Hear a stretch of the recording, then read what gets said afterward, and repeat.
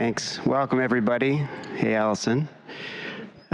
You did get an intro there, but I wanted to just elaborate a bit more for the audience about personally why I was very excited to have the opportunity to sit with you in these times on this topic. And the reason is because there's not many like you in the Canadian ecosystem that have seen Canadian business from almost every angle. I mean, if you look back on your career, you've had senior positions at the BDC, you've gone early stage with Mars, one of our incubators here.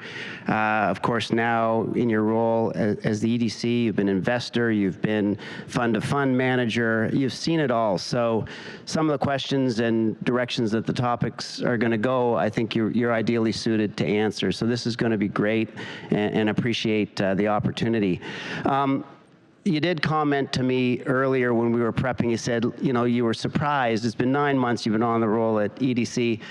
You've been surprised at how little the Canadian business community really understands about EDC. It has surprised you.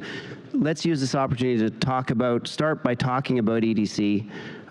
What are some of the products and services that you provide? And then I want to talk a little bit about how you work with the other agencies that the government supports us with. But let's start with EDC. Sure, happy to. Anyways, great to meet everybody. Really delighted to be here.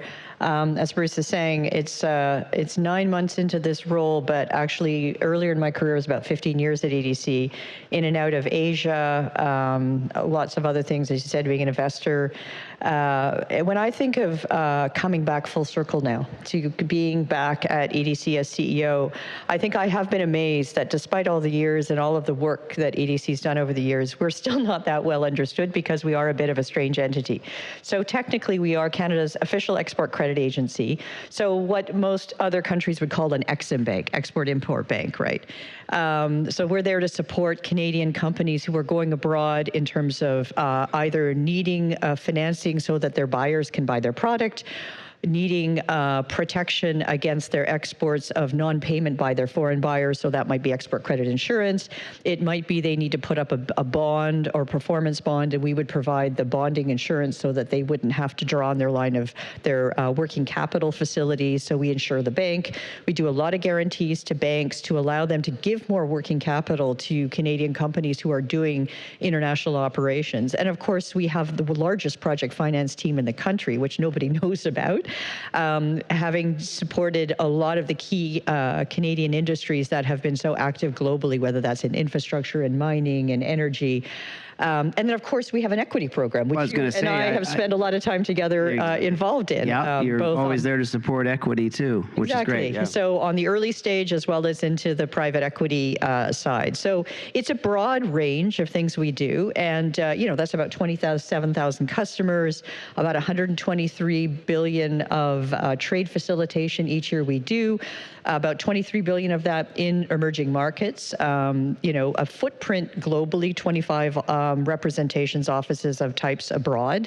So it's a big footprint, as well as our 16 offices across the country. So yeah, it's probably a fair amount to get your head around. You're turning, I bet you're turning into a bit of a road warrior in this role. You're everywhere, right?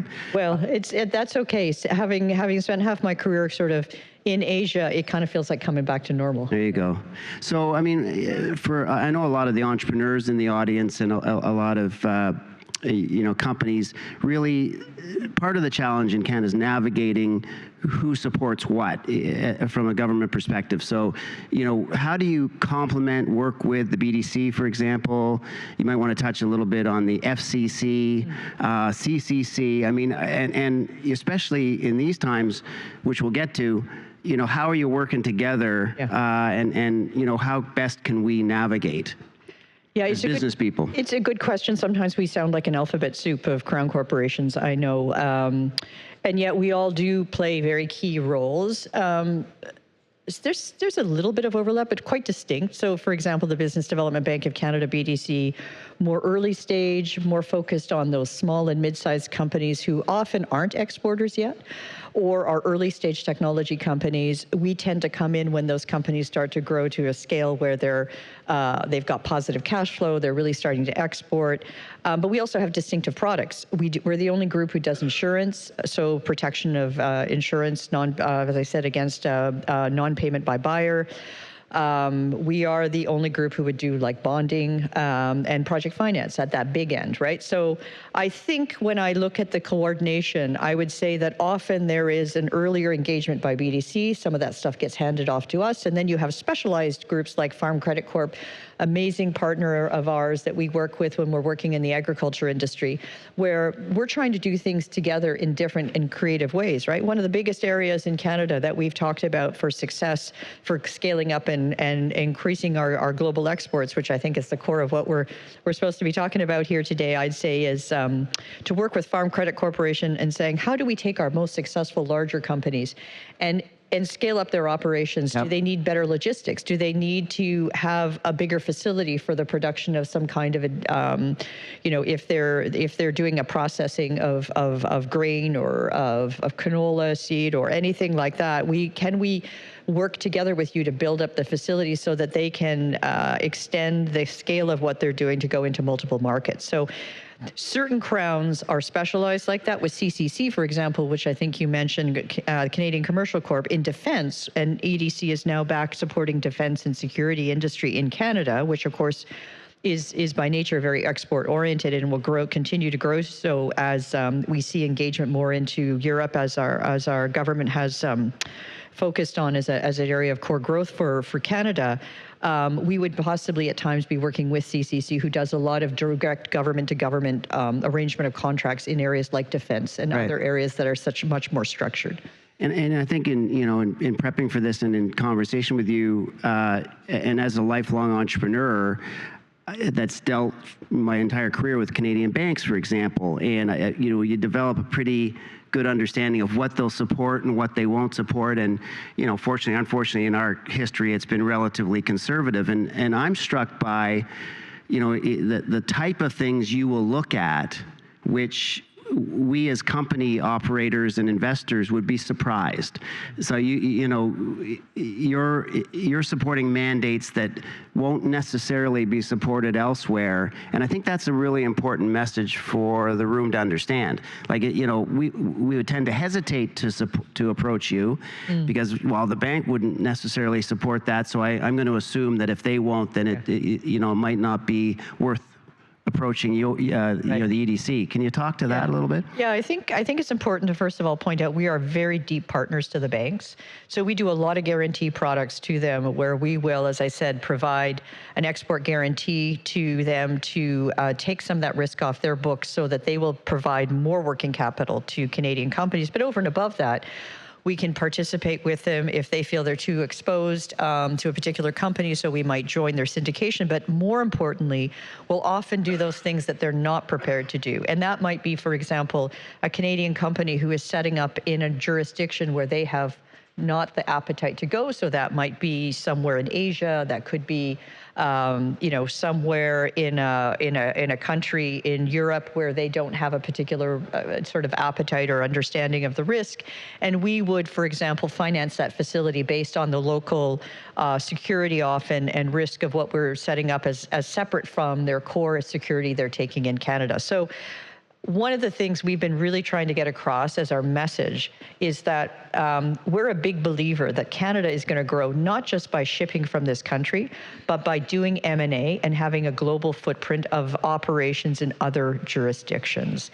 And by doing that, it does require having partners who will help you with that M&A vision. And I think we feel that we have the ability to have that partnership, that sense of sitting down with a company and saying, well, where do you want to go? How can we think about helping you in this journey, understanding it's often a multi-year journey of where you're trying to move to. And I think what we're all struggling with as we have these conversations with our clients is that it's a hard moment. It's a moment that all of us are I think very much reevaluating. The easy stuff of going directly south has been done. We have to go east and west and north now in terms of how we build out and move our trade around. And that means working with a broader variety of countries, which means you're going to have more footprint and reach into all these other different countries. Right. And that's going to, that's going to take a different kind of risk. So my takeaway there is, just because the conventional avenues and the traditional banks might not be supportive of an idea or an expansion idea, don't let that stop you. You want to hear from them. Situational analysis, just if you could give us, it's unprecedented times. And we've been doing this for a while. Nobody's quite seen anything quite like this. I know it's only been 9 months, but if I ran into you in the elevator and you had to give me the short version of how you're seeing things right now, can you do that for us? Yeah, I would say what I feel like is nothing like joining as a CEO at an interesting juncture in our country's history of trade. It felt like we went on pause like a deer in the headlights, I think, for the first 6 months of the year, as people were trying to absorb the reality of what we were facing from a U.S. tariff perspective. And so we could feel it in our clients, right? People were basically just not making decisions. I can't make a decision. I have no certainty. I'm not going to make that investment. I don't even know how I'm going to cope the next day because the rules might be changing. And so every day you wake up and it's navigating that new hurdle of the day. So you've seen a lot of resilience and creativity of people just every day getting up and saying, okay, how do I have to tweak my supply chain today? How do I need to think about, how this or that product maybe has to change to make it a little easier to get across the border? And so that's a day-to-day existence, which means you're not thinking about, well, where did I want to go this year? What was I thinking about from a multi-year perspective? I would tell you now, the reality of where we are as a country and some of those broader decisions of what companies have to make are starting to happen, and we're having those conversations. So I wouldn't say that people have moved dramatically, but those conversations are happening in a way that I feel like as you move into 2026, you'll start to see companies taking steps. This is our new reality. This is how we navigate. And I think the message we're trying to say is come and have a conversation with us. We know it's a hard moment, but we're really interested in seeing how we can be creative and think out of the box, because we know it's just going to look different now. Things are going to have to be out of the box compared to what they used to be. Yeah, and data lags, as we know, right? Yeah. So we've had a tough quarter. Probably going to be a tough next quarter. Yep. Are you seeing some signs? And I'm really, again, we'll get to diversification outside of the U.S. in a second, but just in terms of doing business with the easiest country historically to do business with, are you seeing some optimism? Are you? How are you advising companies that we're used to having it easy? Yeah, so it's been a tough year. I won't kid you. You can see it in the numbers. We're seeing it in our exports. We're seeing it in our companies are really hurting, but it isn't equal across the board, right? So you've got companies. I think Ontario and Quebec with the manufactured industries, with the key industries like softwood, like steel, like aluminum, are really, really hurting. As are parts of the auto value chain. Big industries. Those big industries for this, especially for Eastern Canada, right? As you go west, I think there are some areas where things have been doing pretty well because, energy is important again. And energy value chains are pretty significant in Canada, not just the production of oil and gas upstream, but the downstream piece. We have a lot of advanced manufacturing related to various aspects of the energy value chain, of course, in addition to nuclear, in addition to hydro. Like, we actually have huge manufacturing capability in this that's doing very well. So you do get a different vibe if you talk to somebody in Calgary versus what you do when you talk to them in Toronto or Windsor. So, I think there's a lot of optimism around what the future of critical minerals can look like for Canada. And you can feel a boom in mining starting to happen in terms of interest in equipment, a buildup of some of these things we're talking about now with national projects. You can start to feel some of those value chains move, but it's just the beginnings. So strategically then, is part of your role becoming to identify industries and sectors that are more conducive to world markets and zero in on them proactively? Or, I mean, historically it's been wait for people to approach you for help, and, business was good, right? I mean, you didn't really have to grind that way. Is that becoming a change in the mandate? Yeah, we're very careful about talking about, like, we don't make policy. We aren't the government, but we do read the signals of the market that the market is telling us. Okay. Right? Which is to say that when we see opportunities, and by the way, by having all those international offices and all those relationships, we have a significant number of global buyers. We also know what people are looking for. Right. And so we can use some of those signals to kind of reach back into Canadian capability, because we do have a sense of what Canada has to offer. That's a big part of what we focus on, is how do we know what's in our value chain of what Canada's good at, and then try to pull that into these various value chains. So we do a thing called connections financing, where we introduce Canadian companies to foreign buyers all over the world. And most of that actually happens outside the US. So in areas like agri-food and clean tech, areas of technology, and also we've done that in traditional areas in the past related to, so for example, value chains related to mining or value related to natural resources. And that's been very successful over the years to get companies into new markets, like to get them into Latin America, to get them into Asia. And so I think that's the intelligence we use to come back and say, hey, we're hearing this is interesting. And by the way, we know you're really good at this.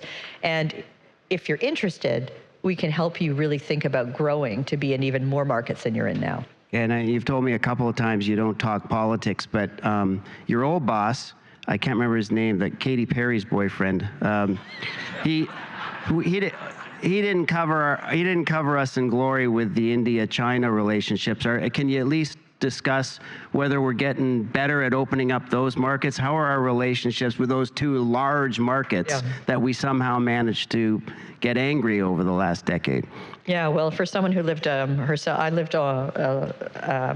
14 years in China, so I've seen the ebb and flow of that over the decades. I would tell you, I think we're on a path where we actually will have an engagement. I think it's just Canada has to be practical. When you have a mandate to not significantly change, but at least take your U.S. strategy and make it a U.S. +1 +2 strategy as a company, you got to look at the other large markets. And so I think that's a recognition we're seeing on the part of our government. I think it's a recognition on the part of those countries also seeing a value of having a relationship with Canada, right? So, I mean, we've obviously seen the signals that India, we're much more normalized now in our relationship, and that seems to be on a path going forward, so that's positive.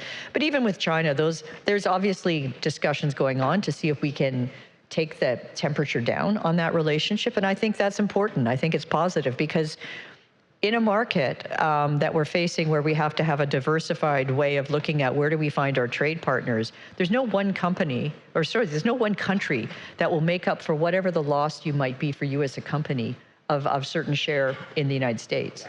You need to be looking multiple places, and so you just need to have more discussions with. I think you've told us, you can't assume that. None of us can assume it's going back to the way it used to be. So I got to imagine that you're getting busier with inbounds on how do I get into other countries, and how are you.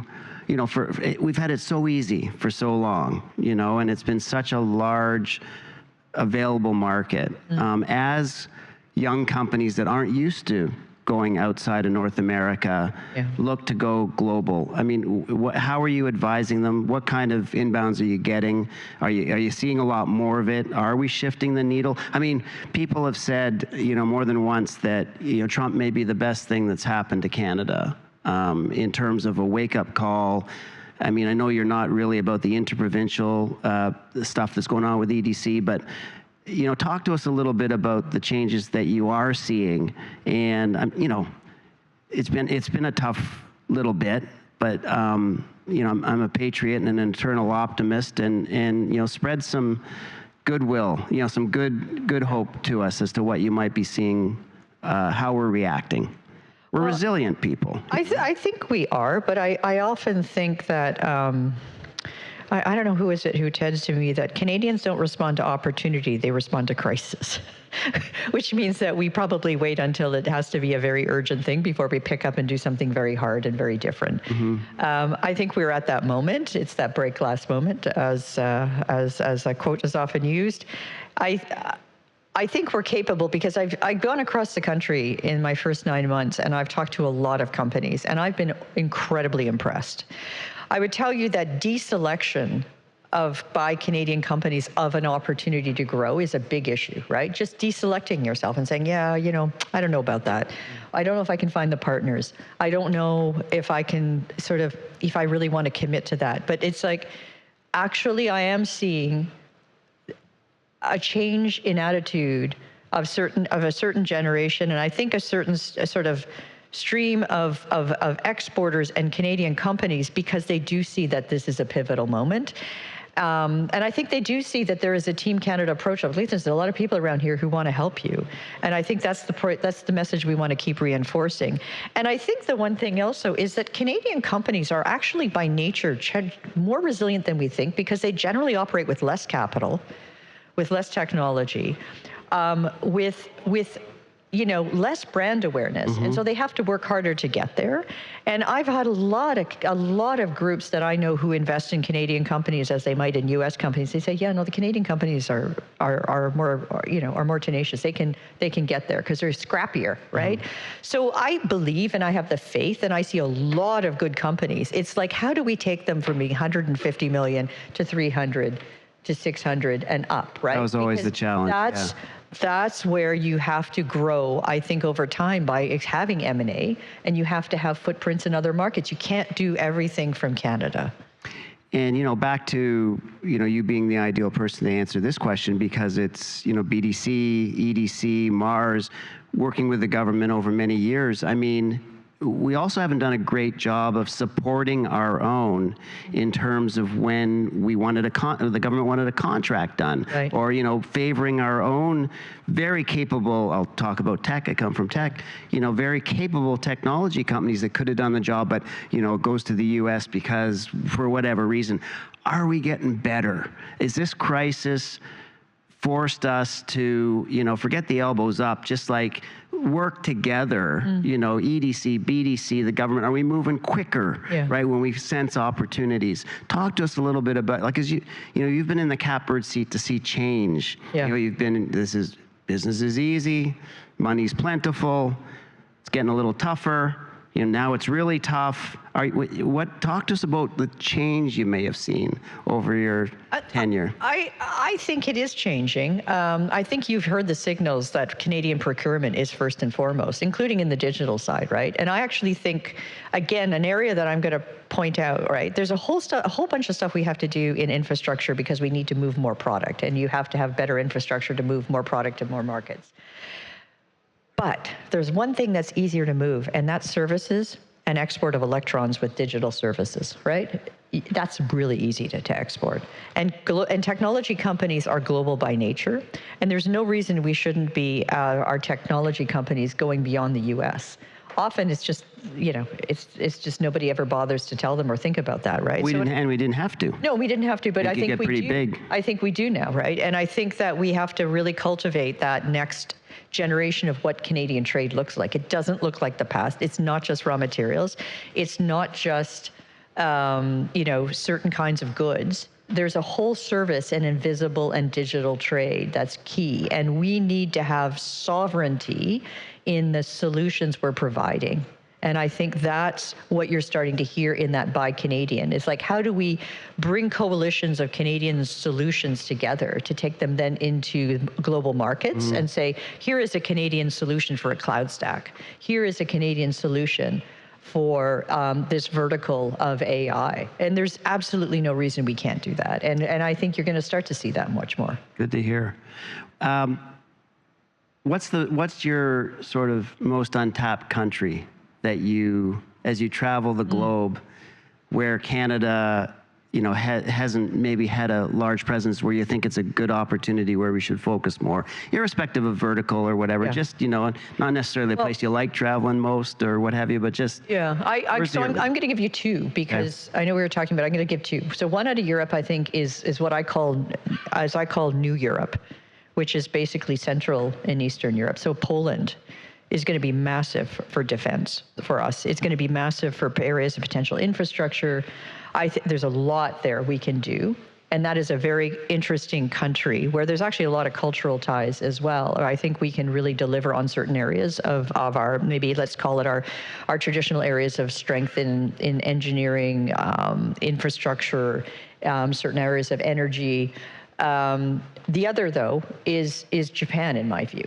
And I mean, you probably could say the same to Korea, but I think Japan even more because Japan has significant presence already in this country. It tends to be in areas and pockets with energy. It might be in some of the trading houses. But Japan, I think, has a curiosity about Canada and a great sense of understanding the value of the energy offer we have, but it's also very interested in our technology. And you are actually seeing like these two areas. You've got like technology on one level happening of partnerships, including in AI that's happening, and you've got it happening in energy. And I think that partnerships that involve us just exploring that a little bit more deeply really have high potential. And I'd love to see us do more of that as a country. Thanks, Alison. You know what? I can't believe it. 25 minutes goes by quick. We're out of time. Thank you. I actually feel good that we have you representing us and really trying hard to combat what are significant. No one would deny our significant headwinds. So I really do take heart on this. And I think my main message that I'm taking away, and it's one that I've been used to all my career as well.